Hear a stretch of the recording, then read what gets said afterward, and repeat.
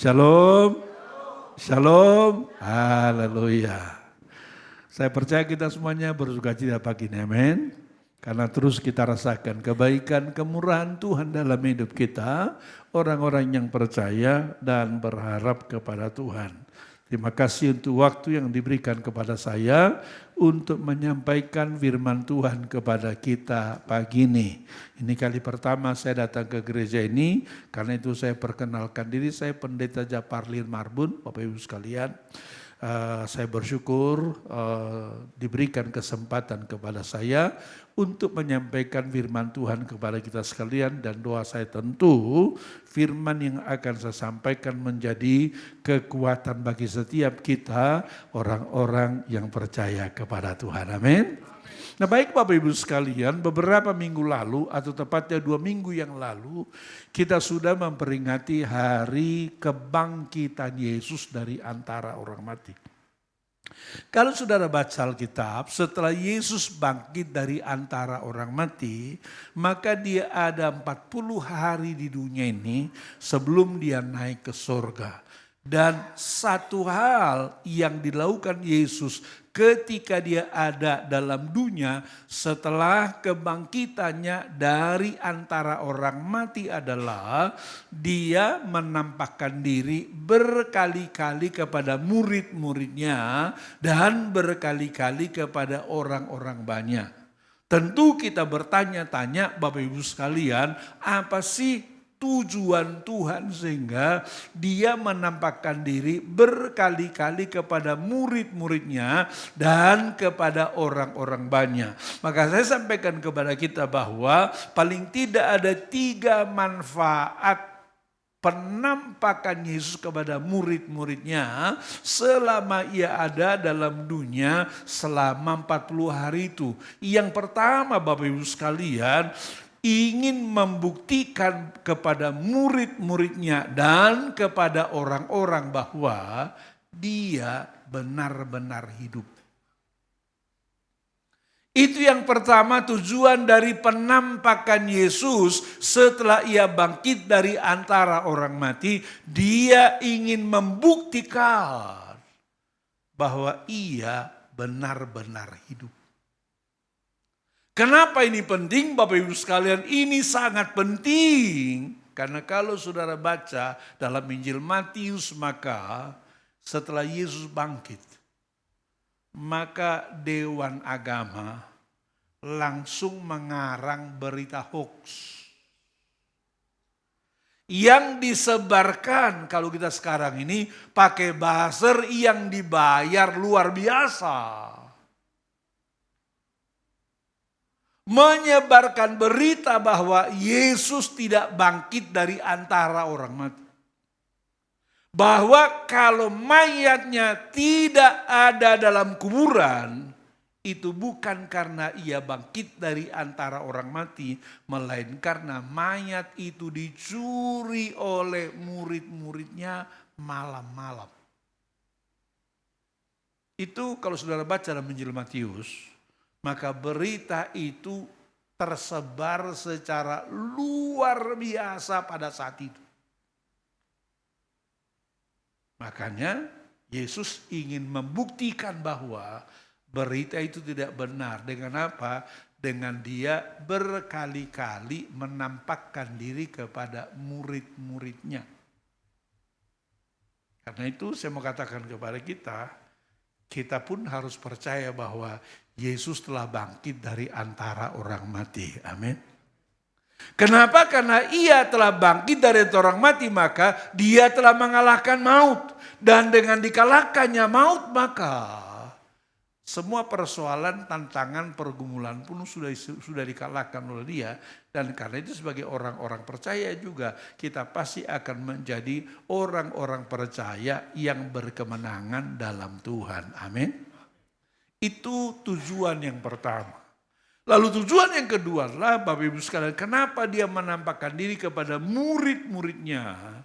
Ingin membuktikan bahwa segala yang dia alami itu sesuai dengan kitab suci. Dia mati sesuai dengan kitab suci. Dia disalibkan sesuai dengan kitab suci. Dia bangkit dari antara orang mati sesuai dengan kitab suci. Maka dengan demikian dia ingin membuktikan bahwa apa yang dialami itu betul-betul sesuai dengan kitab suci sehingga tidak ada alasan untuk membantah bahwa seluruh jalan hidup Yesus itu adalah betul-betul menggenapkan seluruh kitab suci. Lalu alasan yang ketiga tentu adalah untuk meneguhkan panggilan murid-murid itu. Sehingga kalau sebelumnya Yesus telah sampaikan kepada murid-muridnya bahwa dia telah memanggil murid-muridnya dari penjala-penjala ikan menjadi penjala-penjala manusia. Itu harus mereka lakukan dengan sungguh-sungguh dan tidak ada keraguan sedikit pun. Jadi 3 hal inilah yang menjadi alasan kenapa Yesus berkali-kali menampakkan diri setelah ia bangkit dari antara orang mati. Dan pagi ini saya ingin sampaikan kepada kita kisah tentang penampakan Yesus yang ketiga kalinya kepada murid-muridnya. Untuk itu saja kita buka Alkitab, kita akan baca firman Tuhan yang terdapat dalam Yohanes pasal 21 ayatnya yang pertama sampai dengan ayatnya yang ke-19. Mari kita buka Alkitab kita bersama-sama Bapak Ibu sekalian. Kita akan baca firman ini berganti-gantian. Saya baca ayat-ayat yang ganjil, sidang jemaat baca ayat-ayat yang genap, agar kita semuanya sama-sama dapat berkat dari pembacaan firman Tuhan yang terdapat dalam Injil Yohanes pasal 21 ayatnya yang pertama sampai dengan ayatnya yang ke-19. Saya mulai ayat 1, sidang jemaat teruskan ayat 2 sampai 19 kita baca berganti-gantian agar kita semuanya sama-sama dapat berkat dari pembacaan firman Tuhan. Demikianlah firman Tuhan. Kemudian Yesus menampakkan diri lagi kepada murid-muridnya di pantai Danau Tiberias dan ia menampakkan diri sebagai berikut.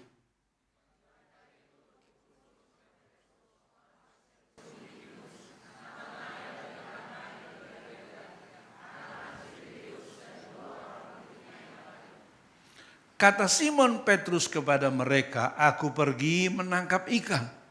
Kata mereka kepadanya, "Kami pergi juga dengan engkau." Mereka berangkat lalu naik ke perahu, tetapi malam itu mereka tidak menangkap apa-apa.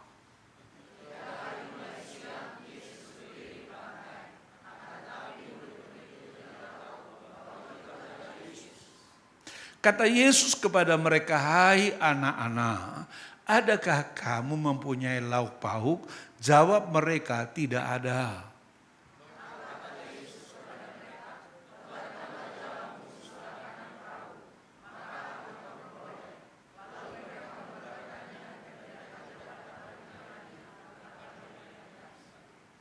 Maka murid yang dikasihi Yesus itu berkata kepada Petrus, "Itu Tuhan."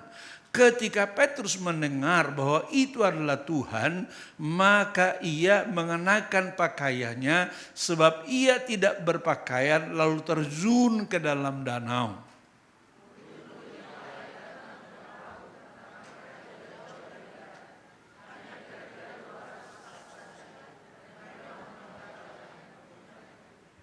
Ketika mereka tiba di darat, mereka melihat api dan arang dan di atasnya ikan dan roti.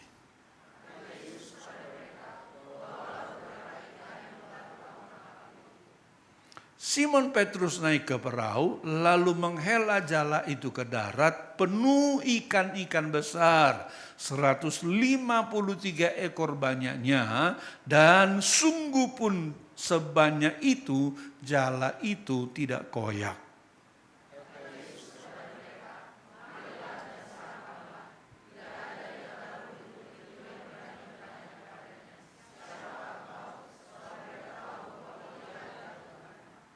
Yesus maju ke depan, mengambil roti dan memberikannya kepada mereka. Demikian juga ikan itu.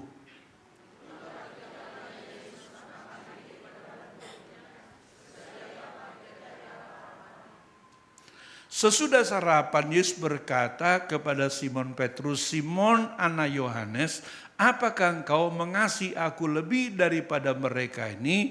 Jawab Petrus kepadanya, "Benar Tuhan, engkau tahu bahwa aku mengasihi engkau." Kata Yesus kepadanya, "Gembalakanlah domba-dombaku."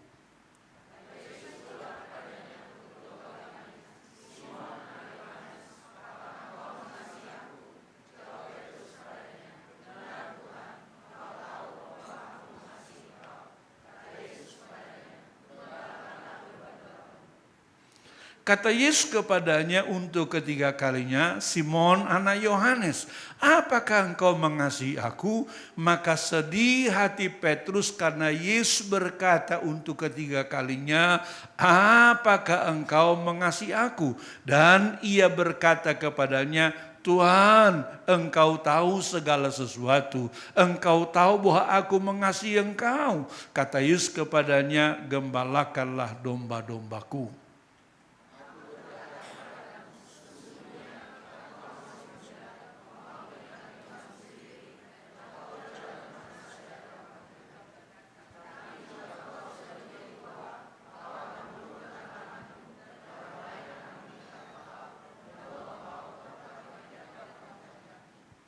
Dan hal ini dikatakannya untuk menyatakan bagaimana Petrus akan mati dan memuliakan Allah. Sesudah ia mengatakan demikian, ia berkata kepada Petrus, "Ikutlah aku." Amin. Nah, Bapak Ibu sekalian, tentu kita sudah sering membaca, mendengar kisah tentang penampakan Yesus kepada murid-muridnya yang ketiga kali ini. Tetapi hari ini Bapak Ibu sekalian, saya merasa saya ingin menyampaikan kepada kita pelajaran penting dari penampakan Yesus yang ketiga kali ini. Dan saya ingin sampaikan kepada kita paling tidak ada 3 pelajaran penting yang kita tangkap dari penampakan Yesus yang ketiga kali ini. Yang pertama adalah kekecewaan bisa membuat kita tidak melihat dan tidak merasakan kehadiran Yesus dalam hidup kita. Itu yang pertama yang kita pelajari dari penampakan Yesus yang ketiga kali ini. Saudara, saya dan kita tentu telah mengetahui bahwa murid-murid Yesus ini telah bersama-sama dengan Yesus selama 3,5 tahun. Kemana Yesus pergi, mereka pergi ke situ. Kemana Yesus mengajar, mereka dengar pengajaran itu. Di mana Yesus tidur, mereka juga tidur bersama-sama di situ selama 3,5 tahun. Tapi yang menarik adalah, ini penampakan ketiga. Ternyata murid-murid Yesus, Petrus, Yohanes dan lain sebagainya, tidak bisa melihat dan merasakan kehadiran Yesus di tengah-tengah mereka. Padahal ini penampakan ketiga. Kalau sudah baca Alkitab, penampakan pertama Yesus adalah kepada Maria Magdalena yang berangkat pagi-pagi ke kuburan. Dan ketika dia berangkat ke kuburan pagi-pagi, tiba-tiba dia bertemu dengan Yesus yang sudah bangkit dari antara orang mati. Lalu berkata, "Ini aku." Kasih tahu kepada murid-muridku bahwa aku telah bangkit dari antara orang mati. Penampakan kedua adalah Yesus menampakkan diri kepada 2 orang muridnya dalam perjalanan ke Emmaus. Maria Magdalena menceritakan kepada murid-muridnya bahwa Yesus telah bangkit dan dia telah bertemu dengan Yesus di kuburan pagi itu. Alkitab bilang tetapi mereka tidak percaya. Hal yang sama juga dengan dua murid yang ketemu dengan Yesus dalam perjalanan ke Emmaus juga memberitahukan kepada murid-muridnya bahwa mereka telah bertemu dengan Yesus. Tapi murid-murid juga tidak percaya. Sekarang ini penampakan ketiga, Yesus menghampiri mereka di pantai Danau Tiberias. Ternyata mereka juga tidak sadar, tidak tahu kalau itu adalah Yesus. Walaupun kemudian mereka sadar, mereka tahu kalau itulah Yesus. Kenapa? Jawabannya adalah karena kekecewaan mereka yang sangat dalam. Membuat mereka tidak merasakan kehadiran Yesus di tengah-tengah mereka. Kenapa mereka kecewa? Mereka kecewa karena ketidaktahuan mereka, Bapak Ibu sekalian. Kalau kita pelajari tentang Yudaism, maka bagi orang Yudaisme ataupun bagi orang Yahudi, yang disebut Mesias itu adalah seseorang yang akan datang lalu mendirikan kembali kerajaan Israel seperti zaman Raja Saul, Raja Daud, dan Raja Salomo. Makanya murid-murid itu ikut Yesus, Bapak Ibu sekalian, dengan motivasi dan pola pikir yang salah. Mereka pikir bahwa kalau Yesus ini Mesias, maka Yesus ini akan mendirikan kembali kerajaan Israel seperti zaman Raja Saul, Raja Daud, dan Raja Salomo. Jadi mereka ikut Yesus selama 3,5 tahun itu dengan pola pikir yang demikian. Makanya kalau saudara baca, sebelum Yesus ditangkap itu, Yesus berkata kepada murid-muridnya, anak manusia akan pergi ke Yerusalem, di sana dia akan ditangkap, dianiaya, disalibkan dan mati. Langsung Petrus berkata, Guru, jangan sekali-kali kau lakukan itu. Dan Yesus menegur Petrus dengan amat sangat keras, dia bilang begini, hai setan. Kayaknya baru kali itu Yesus ngomong pada muridnya, hai setan. Tapi itu Yesus katakan kepada Petrus yang notabene sudah bersama-sama dengan dia. Sehingga betul-betul ketika Yesus betul-betul ditangkap, betul-betul diadili, betul-betul disalibkan itu dan mati.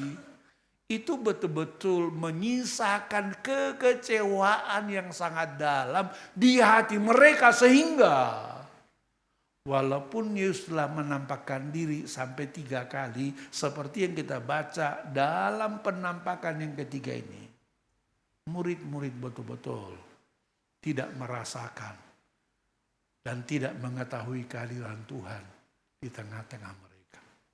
Saya mau katakan kepada kita, banyak orang-orang Kristen persis seperti murid-murid Yesus ini.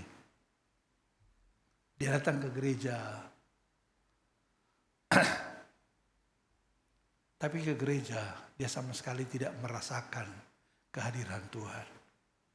Orang lain dilawat Tuhan, orang lain dijamah Tuhan, dia cuma pelangak-pelongo aja begitu saudara, dan tidak rasa apa-apa. Malah kemudian dia pikir orang yang berbahasa roh, orang yang penuh dengan Roh Kudus, menyembah dalam roh, itu kok orang itu aneh ya. Kenapa saudara? Karena kekecewaan dan kepahitan telah membuat dia tidak merasakan, tidak mengalami kehadiran Tuhan. Makanya supaya engkau mengalami lawatan Tuhan, jamahan Tuhan dalam hidupmu. Yang pertama, selesaikan semua kepahitan. Selesaikan semua kebencian. Bahwa dalam hidup ini kita mengalami kegagalan, mengalami penolakan dan lain sebagainya. Itu sebuah realita dalam kehidupan. Tapi itu tidak boleh membuat engkau terhalang untuk apa? Untuk mengalami lawatan Tuhan. Bahwa engkau mengalami pola, katakanlah pola pembapaan yang salah sehingga kau kepahitan dengan orang tuamu. Itu gak boleh membuat engkau terhalang melihat Yesus. Itu mesti dibereskan itu sehingga kita betul-betul mengalami kehadiran Tuhan dalam hidup kita. Karena ketika kita mengalami kehadiran Tuhan dalam hidup kita, maka kau akan mengalami kelegaan. Kau akan mengalami damai sejahtera. Kau akan mengalami kekuatan. Kau akan mengalami optimisme dalam menghadapi hari-hari hidup yang penuh dengan tantangan. Sekarang ini saudara, kalau kita lihat banyak orang, termasuk orang-orang Kristen, betul-betul melihat hari depan itu gelap, gak ada harapan. Kalau kita berbicara dengan mereka, pokoknya kata-kata mereka negatif, kata-kata mereka pesimis dan lain sebagainya. Saya mau katakan kepadamu bahwa karena Yesus telah bangkit dari antara orang mati, maka dia sudah kalahkan maut. Dia sudah kalahkan puncak persoalan, puncak penderitaan, puncak masalah, dan kemenangan itu sudah diberikan kepada saya, sudah diberikan kepada saudara, dan sudah diberikan kepada kita orang-orang yang percaya kepada Tuhan. Amin. Tepuk tangan bagi Tuhan Yesus Kristus. Itu pelajaran yang pertama yang kita baca dari penampakan Yesus yang ketiga ini. Lalu yang kedua yang kita baca, yang kita pelajari dari penampakan Yesus yang ketiga ini adalah ternyata sehebat apapun kita, tanpa Tuhan kita nggak bisa apa-apa. Sepintar apapun kita, sehebat apapun kita, seluar biasa apapun kita, tanpa Tuhan, di luar Tuhan, kita tidak akan maksimal dalam apapun yang hendak kita lakukan. Itu yang kita baca dalam penampakan Yesus yang ketiga ini. Kalau saudara baca di sini Bapak Ibu sekalian, tadi dikatakan di sana awal dari kepergian mereka ke Danau Tiberias adalah karena Petrus berkata begini, aku pergi menangkap ikan. Lalu yang lain pun berkata, kami juga akan pergi bersama dengan engkau. Seolah-olah mereka berkata, Bapak Ibu sekalian, apalagi yang kita tunggu-tunggu di sini? Ngapain lagi kita di sini? Karena toh guru kita sudah mati, guru kita sudah disalibkan, guru kita sudah dikuburkan, dan selesai cerita. Maka begitu Petrus berkata, aku akan pergi menangkap ikan. Yang lain juga langsung berkata, kami pergi juga dengan engkau. Yang menarik adalah malam itu mereka mencoba menangkap ikan dengan segenap kekuatan, dengan segenap kemampuan, dengan segenap pengalaman. Alkitab bilang, tapi malam itu mereka tidak menangkap apa-apa. Apa karena mereka kurang pintar? Enggak. Mereka adalah mantan-mantan nelayan profesional. Mereka hafal betul Danau Tiberias, Danau Galilea itu. Mereka tahu betul di mana sarang ikan. Di mana tempat ikan berkumpul, mereka tahu betul. Tetapi malam itu Alkitab katakan, mereka mencoba menjala berkali-kali dari malam sampai pagi hari. Tidak menangkap apa-apa. Dari sini kita belajar Bapak Ibu sekalian.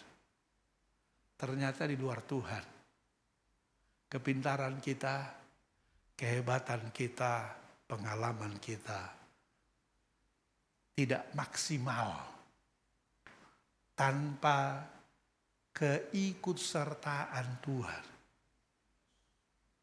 Makanya banyak sekali kita temukan Bapak Ibu sekalian orang gagal. Itu bukan karena dia bodoh. Bukan karena dia tidak berpengalaman. Bukan karena dia kurang hebat. Bukan. Hanya satu. Dia kurang mengandalkan Tuhan. Dia mengandalkan kekuatannya.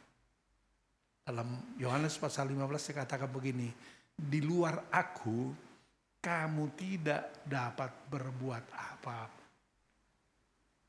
Alkitab berkata, terkutuklah orang yang mengandalkan kekuatannya. Diberkatilah orang yang mengandalkan Tuhan dan yang berharap kepadanya. Jadi ini pelajaran yang kedua yang kita tangkap dari penampakan Yesus yang ketiga ini. Yaitu apa saudara? Di luar Tuhan, kehebatanmu, kehebatanku, kehebatan kita gak akan maksimal. Saudara, saya bilang kepada kita sedang menghadapi sebuah situasi di mana segala sesuatu akan sangat berbeda dari tahun-tahun sebelumnya.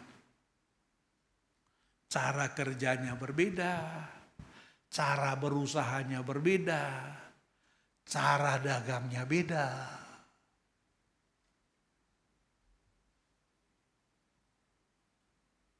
Kita betul-betul sekarang sedang berada dalam sebuah situasi yang amat sangat berbeda dibandingkan dengan tahun-tahun sebelumnya. Saya punya kawan, dia sudah berjualan spare part 3 generasi. Satu kali dia ngobrol sama saya, Pak, ini kayaknya bisnis kami ini makin hari makin merosot. Saya tanya kenapa, nggak tahu. Tapi yang saya tahu adalah sekarang ini cara berdagangnya orang sudah beda dibandingkan dengan generasi kakek saya, generasi ayah saya, dan generasi saya tahun-tahun yang lalu. Selama ini kita cukup stok barang di gudang, orang datang. Sekarang kita udah stok barang di gudang, orang nggak datang. Usut punya usut, kata dia, ternyata kawan-kawan kita sekarang berdagang lewat digital marketing. Dia bikin aplikasi, dia buat semua daftar barang-barangnya di situ, lalu dia buat semua daftar harga-harganya sehingga orang sudah tahu berapa harganya, sehingga orang langsung percaya pergi ke toko itu. Saudara, saya mengatakan kepada kita, jadi kita sekarang sedang berada pada sebuah dunia yang sangat berbeda dibandingkan dengan tahun-tahun sebelumnya kita ada.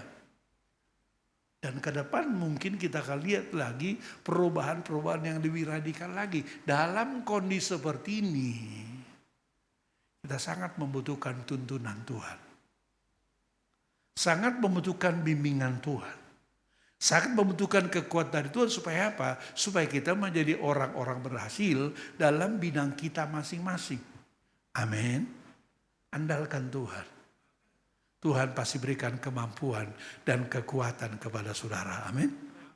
Tuhan pasti akan berikan kepada kita keberhasilan dan keberuntungan dalam bidang apapun yang sedang kita geluti. Asal apa? Asal Tuhan beserta dengan kita. Kalau Tuhan sudah buka pintu, nggak ada yang bisa nutup. Tapi kalau Tuhan sudah tutup pintu, kita jungkir balik juga, nggak ada yang bisa buka pintu itu. Itu pelajaran kedua yang kita baca, yang kita tangkap dari penampakan yang ketiga ini. Lalu pelajaran yang ketiga, Bapak Ibu sekalian, yang kita tangkap dari penampakan yang ketiga ini, ternyata berkat Tuhan kepada kita, pemakaian Tuhan kepada kita, itu sangat tergantung kepada kadar kasih kita kepada Tuhan. Makanya kepada Petrus kita baca di sana, sebelum Yesus memberikan kepada Petrus, gembalakanlah domba-dombaku, maka dia harus ngomong 3 kali kepada Petrus, Simon anak Yohanes, apakah engkau mengasihi aku? Simon anak Yohanes, apakah engkau mengasihi aku? Simon anak Yohanes, apakah engkau mengasihi aku? Setelah itu baru dia katakan, gembalakanlah domba-dombaku. Agar Tuhan mempercayakan yang terbaik bagi kita, yang termahal bagi kita, yang terpenting bagi kita. Dengar baik-baik. Kasih kita kepada Tuhan adalah tolok ukurnya. Kasih kita betullah tolak ukurnya. Semakin engkau mengasihi Tuhan, maka semakin Tuhan akan berkati engkau. Semakin engkau mengasihi Tuhan, maka semakin Tuhan memaki engkau. Semakin engkau mengasihi Tuhan, maka semakin Tuhan akan mengangkat engkau dan memberikan kepadamu berkat-berkat Tuhan yang luar biasa. Amin. Tepuk tangan bagi Tuhan Yesus. Jadi 3 hal inilah Bapak Ibu sekalian yang kita tangkap dari penampakan Yesus yang ketiga ini. Pertama tadi apa? Kekecewaan bisa membuat kita tidak mengalami kehadiran Tuhan. Kedua, tanpa Tuhan kita tidak bisa maksimal dalam hidup. Dan yang ketiga, berkat Tuhan kepada kita, pemakaian Tuhan kepada kita sangat tergantung kepada kadar kasih kita kepada Tuhan. Saya berdoa supaya semua jemaat tangkap ini dan lakukan ini, maka kita akan menjadi orang-orang yang dipakai Tuhan luar biasa, diberkati Tuhan luar biasa, sehingga melalui kita akan banyak jiwa-jiwa yang dimenangkan bagi Tuhan. Amin. Tepuk tangan bagi Tuhan Yesus. Amin. Demikian firman Tuhan. Mari kita berdiri semua Bapak Ibu sekalian, kita hampiri Tuhan dengan iman.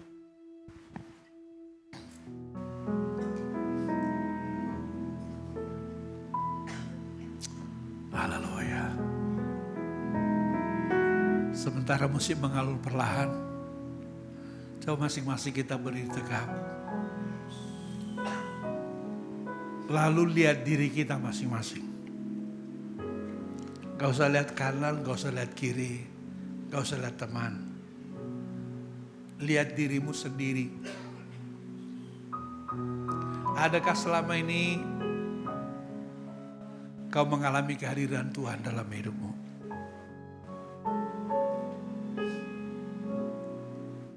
Adakah kau rasakan kehadirannya, lawatannya, pengurapannya, jamahannya? Ataukah selama ini kau gak rasa apa-apa? Gak alami apa-apa? Rasanya hidup begitu gelap. Jalan begitu gelap. Kau mungkin sudah berteriak-teriak, tapi gak rasakan kehadiran Tuhan. Lihat apa yang menjadi penyebabnya. Mungkin ada kekecewaan, ada kepahitan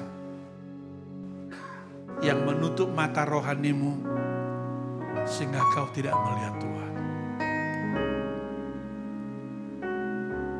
Coba lihat dirimu selama ini. Adakah kau berhasil dalam bidang hidup yang kau geluti? Mungkin pengetahuanmu cukup, pengalamanmu cukup, modalmu cukup, relasimu cukup.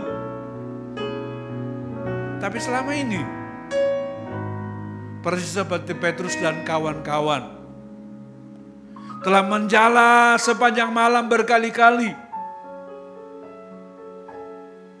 tapi tidak menangkap apa-apa.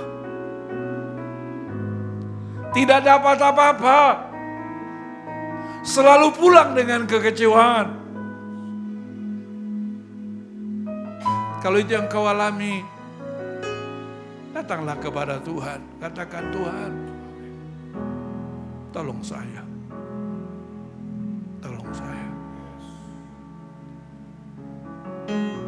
Kalau engkau ingin diberkati Tuhan lebih, kau ingin dipakai Tuhan lebih, kau ingin dijamah Tuhan lebih, tingkatkan kadar kasihmu kepada Tuhan. Tingkatkan kadar kecintaanmu kepada Tuhan. Karena kasih Tuhan kepada saudara, berkat Tuhan kepada saudara, pemakaian Tuhan kepada saudara, sangat tergantung kepada kecintaanmu kepada Tuhan. Pagi ini Saya percaya Tuhan bicara kepada kita secara pribadi. Saya percaya Tuhan bicara kepada kita secara pribadi. Meresponi apa yang Tuhan katakan kepada. Mari katakan kepada Tuhan.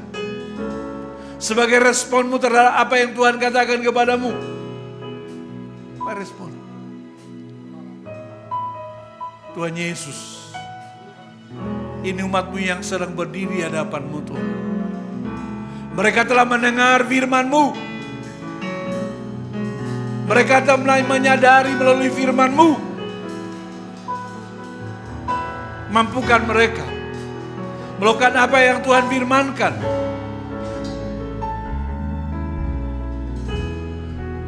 Angkat kekecewaan mereka.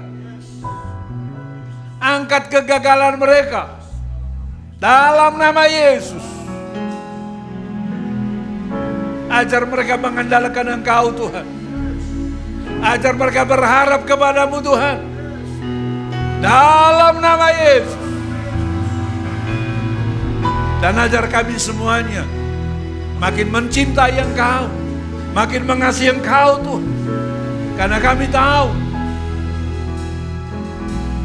pemakaian Tuhan kepada kami, berkat Tuhan kepada kami sangat tergantung kepada kadar kasih kami kepada Tuhan. Tanamkan firman di hati kami Tuhan, supaya kami bisa lakukan itu, dan kami semuanya menjadi orang-orang yang berkenan kepada Tuhan.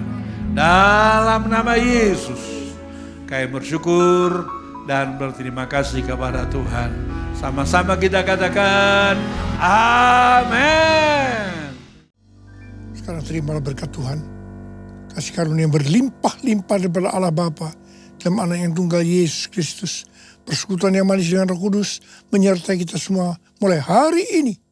Sampai Tuhan Yesus datang menjemput kita di awan-awan dan bahkan sampai selama-lamanya. Yang percaya bersama-sama katakan, amin.